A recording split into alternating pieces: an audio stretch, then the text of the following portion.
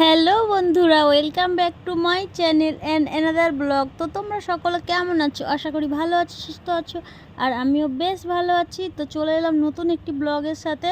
আর হ্যাঁ, তোমরা টাইটেল আর থাম্বনেল থেকে বুঝতেই পারছো আমি কোথায় এসেছি, কেন এসেছি। আর দেখতেই পাচ্ছ প্রথমেই বিকালবেলা এটা ছিল, আমি এসেছি তখন কিন্তু দিশানি ঠাকুর ঘরে সন্ধে দেওয়ার জন্য সব রেডি করছিল। আর এদিকে আন্টি দিশানির মা দেখো এখানটায় বসে বসে টিভি দেখছে, আমার সঙ্গে গল্প করছিল। আর ওই দিন টিভিতে শো হচ্ছিল দিদি নাম্বার ওয়ান, আর রাজ আর টিয়া যে ইউটিউবার আছে ওরা কিন্তু রাজ টিয়া অফিসিয়ালের ওরা দুজন হাজব্যান্ড ওয়াইফ গেছিলো দিদি নাম্বার ওয়ানে। তো আন্টি ওটাই বলছিল ওরা দুজন গেছে, আমি জানতাম না, আমার খুব আফসোস, একটুখানি লাস্ট দেখতে পেয়েছি, আমি দেখতাম পুরোটা। আর আন্টি কিন্তু খুবই ভালো, আমাকে খুব ভালোবাসে। যাই হোক, এটা নিয়ে আমি থার্ড টাইম গেলাম ওদের বাড়িতে। আন্টিকে দেখে মনে হয় যেন আমায় কতটা চেনা জানা, মেয়ের মতো ভালোবাসে, গল্প করে। তো তখন বাজে বিকাল 4:30-5টার মতো, আর আমি গিয়ে দেখলাম দিশানি ঠাকুর ঘরে সন্ধ্যা দেওয়ার জন্য কিন্তু সব রেডি করছিল। আর এদিকে আন্টিও কিন্তু গল্প টল্প করছে। তো এখানে আন্টির সঙ্গে অনেক গল্প করে ভালো লাগলো। আন্টি এইভাবেই ভালো থেকো, আমাদেরকেও একটু ভালোবেসো। আর আন্টি কিন্তু খুব ভালো মনের মানুষ। আমি আন্টিকে আগে ভিডিওতে দেখতাম, আর এই সামনে থেকে দেখে আমি তাই বুঝলাম যে আন্টি না সত্যিই ভালো। আর আন্টি ফোনে যতটা না সুন্দর, তার চেয়েও কিন্তু সামনে আরও অনেক বেশি সুন্দর। তো আমি এখানে দাঁড়িয়ে দাঁড়িয়ে আন্টিকে বলছিলাম কিছু বলো। তো আন্টি বলেও ছিল, যেহেতু দিশানি সন্ধ্যা দিচ্ছিল না, ওই জন্য শাঁখের আওয়াজ, ঘন্টা এটা ওটা আওয়াজ হচ্ছিলো, ওই জন্য কিন্তু কপিরাইট আসার জন্য আমি আওয়াজটা বন্ধ করে দিয়েছি।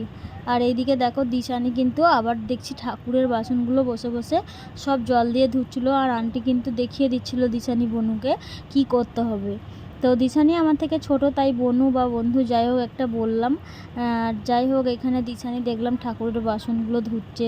ওদের টাইম কল, ওই টাইম কলে এমনি মিনিও আছে, তো টাইম কলে জল চলে যাবে বলে কিন্তু তখন তাড়াহুড়ো করছিল।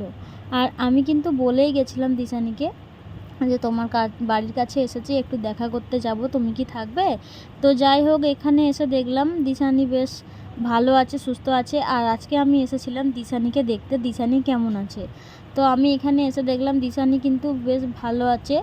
আর ওই আন্টি কিন্তু দিশানিকে দেখিয়ে দিচ্ছিল কোনগুলো কি করবে। আর এখানে গোপালকে খেতে দেবে বলে দিশানির মা কিন্তু বলছিল এই কৌটোর মধ্যে মিষ্টি রাখা আছে, ফ্রিজেও আছে, তো ওইগুলো থেকে দেওয়ার জন্য বলছিল মিষ্টি।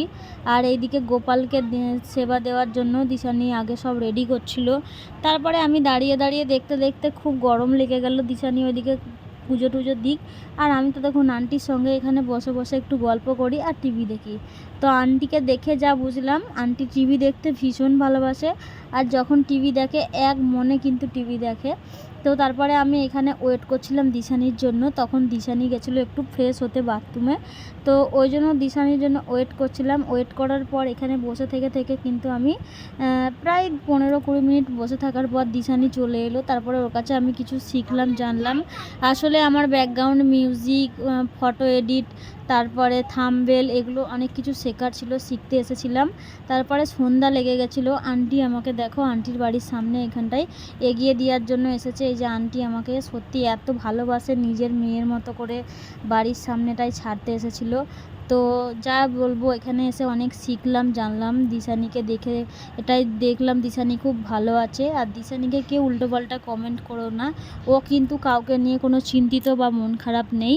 আর দিশানির বাড়িতে আমার এসে এত ভালো লেগেছে, আমার মন কিন্তু বারবার আসার জন্য চাইছে। তো যাই হোক, ভিডিওটা ছাড়লাম, জানি না কেমন হয়েছে। আর যদি ভালো হয়ে থাকে সবাই লাইক কমেন্ট শেয়ার করতে ভুলো না। আর অবশ্যই কমেন্টে বলে যেও আজকের ব্লগটা কেমন লাগলো। আর এখানে কিন্তু আমি টোটোর জন্য ওয়েট করছিলাম, আন্টিও দাঁড়িয়েছিল আমাকে টোটোয় তুলে দেওয়ার জন্য। তো চলো, আজকের ভিডিওটা এখানেই শেষ করছি। সবাই ভালো থেকো, সুস্থ থেকো, টাটা।